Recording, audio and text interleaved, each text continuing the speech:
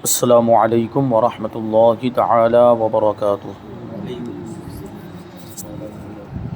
نحمده ونصلی ونسلم علی رسولہ الکریم، اما بعد فاعوذ باللہ من الشیطان الرجیم، بسم اللہ الرحمن الرحیم۔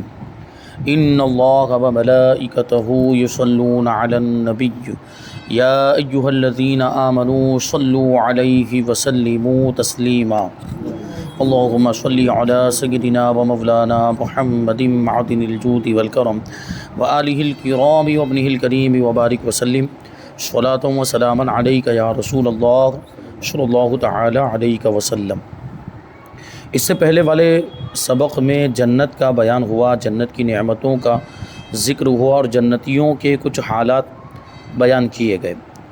اب یہاں ہے سبق نمبر 30، اس میں دوزخ کا بیان۔ اس سے پہلے والے درس میں یہ بات بیان کی گئی تھی کہ جتنا آرام جنت میں ہوگا اتنی ہی زیادہ تکلیف اور عذاب جہنم میں ہوگا جہنمیوں کو، تو یہ بالکل اس کا اپوزٹ ہے۔ اسی کے بارے میں کہتے ہیں کہ دوزخ کیا ہے، دوزخ جہنم دونوں ایک ہی چیز ہے۔ جواب کہ یہ ایک مکان ہے جو ظالموں سرکشوں کے عذاب کے لیے بنایا گیا، یعنی اللہ کے نافرمانوں کے لیے بنایا گیا۔ ظلم کرنے والوں میں کافر بھی آ گئے اور گناہ گار بھی اس میں آ گئے، تو گناہ گاروں کو بھی جہنم میں عذاب دیا جائے گا اور کافر تو ہمیشہ اس میں رہیں گے۔ اس میں سخت اندھیرا اور تیز آگ ہے، اس میں 70,000 وادیاں ہیں۔ 70,000 وادیاں، وادی مطلب ویسے تو دیکھنے جائیں تو پہاڑوں کے بیچ میں جو جگہ ہوتی ہے اس کو وادی کہا جاتا ہے، تو اس طرح یہ 70,000 وادیاں جہنم کے اندر موجود ہے، تو اس سے ہم اس کی وسعت کا اندازہ لگا سکتے ہیں کہ جہنم کتنی بڑی ہے۔ ہر وادی میں 70,000 گھاٹیاں ہیں اور ہر گھاٹی میں 70,000 اژدہے، بہت بڑے سانپ اور 70,000 بچھو ہیں۔ اژدہے مطلب جس کو ہم لوگ اجگر کہتے ہیں، وہ ہیں 70,000، اور 70,000 بڑے بڑے سانپ ہیں اور 70,000 بچھو ہیں۔ ہر کافر و منافق کو ان گھاٹیوں میں ضرور پہنچنا ہے، یعنی جہنم کے اندر جانا ہے، اور یہ سب جو سانپ بچھو وغیرہ اس کو ڈسیں گے اور اس کو تکلیف پہنچائیں گے۔ اور پھر یہ بات بھی آپ کو ذہن میں رہنی چاہیے کہ دنیا کے سانپ یا دنیا کے بچھو یا دنیا کے اژدہے یہ تو ایک نمونہ اور ایک مثال ہے، وہ جہنم کے جو سانپ اور اژدہے اجگر وغیرہ ہوں گے وہ تو اس سے کئی زیادہ زہریلے اور کئی زیادہ تکلیف پہنچانے والے ہوں گے، اس کا ہم اندازہ بھی نہیں لگا سکتے۔ یعنی جب دنیا کے معمولی سانپ کا ڈنک ہم برداشت نہیں کر پاتے ہیں، اس کا ڈسنا ہم برداشت نہیں کر پاتے، تو جہنم کے سانپ یا جہنم کے بچھو یا اژدہے وہ تو اس سے کئی زیادہ خطرناک ہوں گے، اس کے ڈنک اور اس کے ڈسنے کو ہم کیسے برداشت کر سکتے ہیں؟ تو جہنم سے پناہ مانگتے رہنا چاہیے اور دعا کرتے رہنا چاہیے کہ اللہ تبارک و تعالی ہمیں جنت عطا فرمائے۔ سوال، دوزخ کہاں ہے اور اس کی گہرائی کتنی ہے؟ فرماتے کہ دوزخ 7ویں زمین کے بھی نیچے ہے، اور دوزخ کی حقیقی گہرائی تو اللہ پاک ہی جانتا ہے، یا اس کے بتائے سے نبی کریم صلی اللہ علیہ وسلم جانتے ہیں۔ البتہ حدیث پاک میں اتنا فرمایا گیا ہے کہ اگر پتھر کی چٹان جہنم کے کنارے سے اس میں پھینکی جائے، اوپر سے جہنم کی گہرائی میں پھینکی جائے تو 70 برس میں بھی وہ تہ تک نہیں پہنچے گی۔ 70 برس تک وہ گرتی رہے، 70 برس تک وہ چٹان وہ پتھر گرتا رہے گا، لیکن اس کے باوجود اس کی تہ تک یعنی اس کے تلے میں نہیں پہنچ پائے گی۔ سوچیں وہ اس کی گہرائی کتنی ہوگی۔ اور اگر انسان کے سر کے برابر شیشے کا گولا آسمان سے زمین کی طرف پھینکا جائے تو رات آنے سے پہلے وہ زمین تک پہنچ جائے گا، حالانکہ یہ 500 برس کی راہ ہے آسمان اور زمین کے درمیان، یہ 500 برس کی راہ ہے، رات ہونے سے پہلے وہ پہنچ جائے گا، لیکن وہ کہہ رہے ہیں کہ وہ 70 برس میں بھی پتھر نیچے نہیں پہنچ پائے گا۔ جبکہ شیشے کے گولے کی بات چل رہی ہے، شیشہ یہ ایک دھات ہوتی ہے، یہ وہ جس طرح لوہا ہوتا ہے اسی طرح، لیکن یہ پتھر کے مقابلے میں ہلکا ہوتا ہے، تو ہلکی چیز کو اوپر سے نیچے آنے میں تھوڑا ٹائم لگتا ہے، لیکن اس کے باوجود آسمان سے اگر شیشے کا گولا زمین پر پھینکا جائے تو وہ رات آنے سے پہلے زمین پر پہنچ جائے گا، جبکہ اس کے مقابلے میں پتھر کی چٹان جہنم میں پھینکی جائے اور یہ تو ایک دن میں پہنچ جا رہا ہے، وہ 70 برس میں بھی نہیں پہنچ پائے گا۔ اب سوچیں، اس سے اندازہ لگائیں کہ اس کی گہرائی کتنی زیادہ ہوگی۔ اللہ کی پناہ جہنم سے۔ سوال، حساب و کتاب کے بعد لوگوں پر کیا مصیبت طاری ہوگی؟ جواب، قیامت کی مصیبتیں جھیل کر ابھی لوگ اس کی تکلیف اور خوف میں مبتلا ہوں گے کہ اچانک ان کو اندھیریاں گھیر لیں گی اور لپیٹ مارنے والی آگ ان پر چھا جائے گی اور اس کے غیظ و غضب کی آواز سننے میں آئے گی۔ اس وقت بدکاروں کو عذاب کا یقین ہوگا اور لوگ گھٹنے کے بل گر پڑیں گے اور فرشتے ندا کریں گے، آواز دیں گے کہ کہاں ہے فلاں فلاں کا بیٹا جس نے دنیا میں لمبی امیدیں باندھ کر اپنی زندگی کو بدکاری میں ضائع کر دیا تھا۔ اب یہ ملائکہ، یہ فرشتے ان لوگوں کو آہنی گرزوں سے یعنی لوہے کے ہتھوڑوں سے ہانکتے ہوئے دوزخ میں لے جائیں گے۔ جو اللہ کے نافرمان ہوں گے، دنیا میں بدکاری کرتے ہوں گے، فرشتے ان کو لوہے کے گرز، لوہے کے ہتھوڑوں سے ہانکتے ہوئے، یعنی نہیں چل رہے ہوں گے تو اس سے مارا جائے گا اور ان کو ہانکا، جیسے جانوروں کو نہیں وہ کوڑا مار کے اس کو ہانکا جاتا ہے، ویسے یہ فرشتے یہ ہتھوڑے مار مار کر ان کو ہانک کر جہنم میں لے جائیں گے۔ اتنی ذلت ہوگی اور اتنی رسوائی ہوگی جہنمیوں کی۔ سوال، جہنم میں کافروں کی کیا حالت ہوگی؟ جواب، کافر اس میں ہمیشہ قید رکھے جائیں گے اور آگ کی تیزی ان پر دم بدم زیادتی کرے گی، یعنی آگ کی تیزی میں اضافہ ہی ہوتا رہے گا۔ پینے کو انہیں گرم پانی ملے گا اور اس قدر گرم پانی کہ جس سے منہ پھٹ جائے، اگر ہم پی لیں تو منہ پھٹ جائے، ایسا گرم پانی جہنمیوں کو پینے کے لیے دیا جائے گا، اور اگر وہ پیے جس سے منہ پھٹ جائے اور اوپر کا ہونٹ سکڑ کر آدھے سر تک پہنچے اور نیچے کا پھٹ کر لٹک آئے اس پانی کی وجہ سے۔ جیسے بہت زیادہ گرم چیز اگر کسی پگھلنے والی چیز پر گرے تو پگھل کر کیسے سکڑتا ہے، جیسے پلاسٹک کے اوپر آپ بہت زیادہ گرم پانی ڈال دیں تو پگھل کے وہ سکڑنے لگ جاتا ہے، ایک طرف کی ہونے لگ جاتا ہے۔ تو بالکل اسی انداز میں یہ جہنمی جب وہ گرم پانی کھولتا ہوا پانی پیے گا تو اس کا نیچے والا ہونٹ لٹک جائے گا اس پانی کی گرمی کی وجہ سے، اور اوپر والا ہونٹ سکڑ کر یہاں تک پہنچ جائے گا۔ اتنا سخت ان کو عذاب ہوگا۔ ان کا ٹھکانہ جہیم، یہ دوزخ کا ایک طبقہ ہے، اور یہاں بھی بھڑکتی ہوئی آگ ہوگی۔ فرشتے ان کو ماریں گے اور وہ خواہش کریں گے کہ کسی طرح وہ ہلاک ہو جائیں، یعنی مر جائیں اور اس عذاب سے نجات مل جائے۔ جہنمی خواہش کریں گے کہ وہ ہلاک ہو جائیں اور ان کی رہائی کی کوئی صورت نہیں ہوگی۔ قدم پیشانیوں سے ملا کر باندھ لیے جائیں گے، یعنی پاؤں کو یہاں پر لا کر سر کے ساتھ ان کو باندھ دیا جائے گا، پیشانی کے ساتھ باندھ دیا جائے گا۔ گناہوں کی سیاہی سے منہ کالے ہو جائیں گے، یعنی گناہوں کی سیاہی مطلب کالا پن، تو اس کی وجہ سے ان کے منہ کالے ہو جائیں گے اور اتنا سخت عذاب ان کو دیا جائے گا۔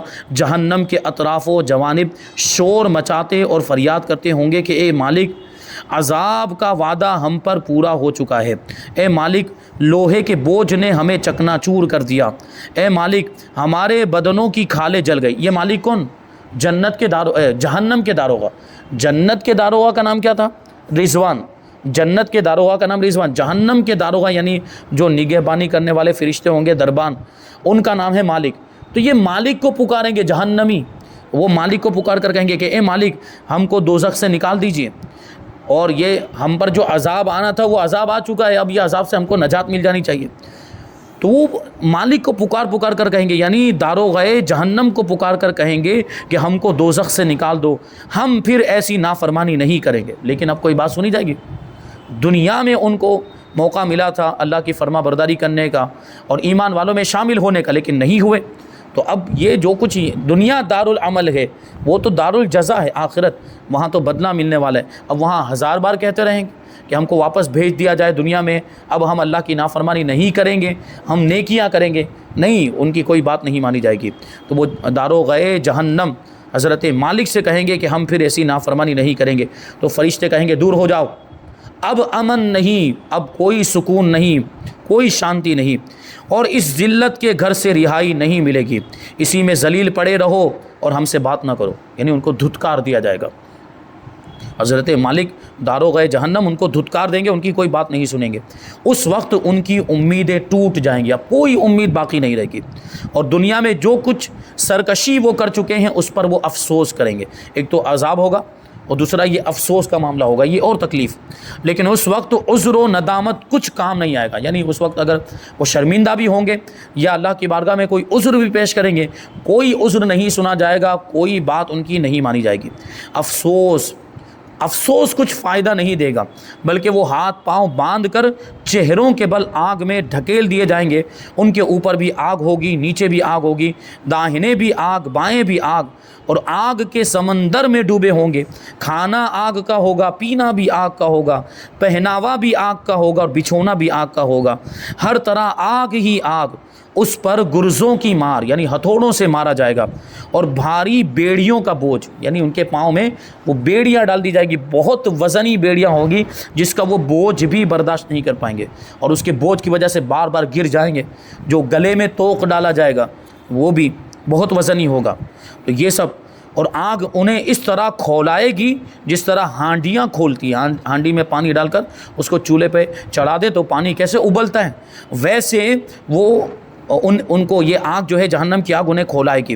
وہ شور مچائیں گے، ان کے سروں پر سے کھولتا ہوا پانی ڈالا جائے گا جس سے ان کے پیٹ کی آنتیں اور بدنوں کی کھالیں پگھل جائیں گی۔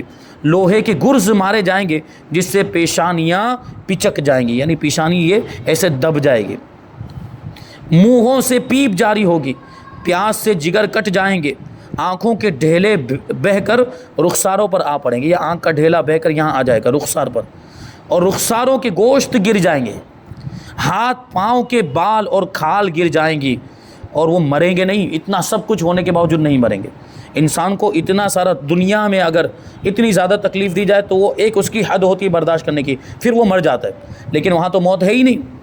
جہنم میں جانے کے بعد جہنمی ہمیشہ جہنم میں رہیں گے، مریں گے ہی نہیں، اور وہ اسی عذاب میں مبتلا رہیں گے۔ چہرے جل بھن کر سیاہ کوئلے جیسے ہو جائیں گے، آنکھیں اندھی اور زبانیں گونگی ہو جائیں گی، پیٹھ ٹیڑھی ہو جائے گی، ناکیں اور کان کٹ جائیں گے، کھال پارا پارا ہو جائے گی، جسم کی کھال ٹکڑے ٹکڑے ہو جائے گی، ہاتھ گردن سے ملا کر باندھ دیے جائیں گے، اور پاؤں پیشانی سے ملا کر باندھ دیے جائیں گے۔ آگ پر منہ کے بل چلائے جائیں گے، آگ ایسے جلائی جائے گی اور اس کے اوپر منہ کے بل چلائے جائیں گے الٹے، تو وہ آگ کے شعلے منہ پر لگتے ہوں گے اور منہ کی کھال جھلس جائے گی، اور لوہے کے کانٹوں پر آنکھ کے ڈھیلوں سے راہ چلیں گے۔ آگ کی لپٹ بدن کے اندر سرایت کر جائے گی، اور دوزخ کے سانپ بچھو بدن پر لپٹے ڈستے اور کاٹتے ہوں گے۔ یہ اتنا سخت عذاب جہنمیوں کو ہوگا۔ آگے سوال ہے کہ جب حزن کیا ہے؟ جواب، جہنم میں ایک وادی ہے جس سے جہنم بھی روزانہ 70,000 بار پناہ مانگتا ہے۔ حضور پاک صلی اللہ علیہ وسلم نے جب حزن سے پناہ مانگنے کا حکم فرمایا ہے۔ یعنی اب سوچیں کہ یہ وادی کہ جہنم خود اس سے پناہ مانگے، وہ کتنی سخت وادی ہوگی، وہاں کا عذاب کیسا ہوگا۔ اللہ پاک اپنے غضب و عذاب سے پناہ دے اور ہمیں اور سب مسلمانوں کو اپنے عفو و کرم سے بخش دے، یعنی معاف فرما دے۔ آگے سوال ہے کہ جب تمام جنتی جنت میں پہنچ جائیں گے اور دوزخ میں فقط وہی لوگ رہ جائیں گے جن کو ہمیشہ وہاں رہنا ہے، تو پھر کیا ہوگا؟ جواب، اس وقت جنت اور دوزخ کے درمیان مینڈھے کی شکل میں موت لائی جائے گی، اور تمام جنتیوں اور دوزخیوں کو دکھا کر موت کو ذبح کر دیا جائے گا۔ یعنی فرشتے موت کو ذبح کر، یعنی اب موت کو بھی گویا کہ موت آ گئی، یعنی موت بھی اب ختم ہو گئی، یعنی اب کسی کو موت نہیں آئے گی۔ جو جنت میں چلا گیا وہ ہمیشہ جنت میں رہے گا، جو جہنم میں چلا گیا وہ اب ہمیشہ جہنم میں رہے گا، کوئی مرے گا نہیں، کسی کو موت نہیں آئے گی۔ تو ذبح کر دیا جائے گا موت کو، اور فرما دیا جائے گا کہ اے اہل جنت، تمہارے لیے ہمیشہ ہمیشہ جنت اور اس کی نعمتیں ہیں، اور اے اہل دوزخ، تمہارے لیے ہمیشہ عذاب ہے۔ موت ذبح کر دی گئی، اب ہمیشہ کی زندگی ہے، ہلاک اور فنا نہیں، یعنی اب کوئی ہلاک نہیں ہوگا، اب کوئی فنا نہیں ہوگا۔ اس وقت اہل جنت کے فرح اور سرور کی انتہا نہیں ہوگی، یعنی جنتیوں کی خوشی کی کوئی انتہا نہیں ہوگی، اور اسی طرح دوزخیوں کے رنج و غم کی کوئی انتہا نہیں ہوگی۔ وہ بہت زیادہ افسوس کریں گے اور بہت زیادہ غم میں مبتلا ہو جائیں گے۔ آگے سوال ہے کہ حضرت مالک علیہ السلام کون ہے؟ حضرت مالک، جو ابھی میں نے بتایا کہ وہ داروغہ جہنم ہے، فرمایا گیا کہ یہ داروغہ جہنم یعنی دوزخ کے نگران ہیں، نگہبان ہیں۔ سوال، جہنم تو عذاب کی جگہ ہے، پھر اس میں فرشتے کیسے آ سکتے ہیں؟ یہ حضرت مالک فرشتے ہیں، تو وہ جہنم میں کیسے پہنچ گئے؟ وہاں نگہبانی کرنے کے لیے ان کو اندر تو جانا ضروری ہے۔ تو اس کے بارے میں کہیں گے کہ فرشتے اس میں عذاب سہنے کے لیے نہیں بلکہ عذاب دینے کے لیے ہوں گے۔ جو جہنمی ہوں گے ان کو عذاب، اور فرشتوں کو عذاب کوئی تکلیف نہیں پہنچائے گا، وہ تو فرشتے ہیں، اللہ تعالیٰ ان کو محفوظ رکھے گا، وہ عذاب دینے کے لیے۔ اسی لیے تو پہلے بھی فرمایا گیا کہ فرشتے لوہے کے گرزوں سے، ہتھوڑوں سے جہنمیوں کو مارتے ہوں گے، اور یہ حضرت مالک بھی وہاں داروغہ کے فرائض انجام دیتے ہوں گے۔ جیسے کہ جیل میں پولیس کے سپاہی اور جیلر ہوتے ہیں، تو وہ وہاں جیل میں کیوں ہوتے ہیں؟ ان کو قید نہیں کیا گیا ہوتا۔ جیلر کو یا وہاں پولیس کے جو سپاہی ہوتے ہیں وہ جیل میں جو قیدی لائے گئے ہیں ان کو سزا دینے کے لیے ہوتے ہیں۔ آگے سوال یہ ہے کہ جہنم میں آگ کی گرمی کا عذاب سنا ہے، تو کیا سردی کا بھی عذاب ہوگا؟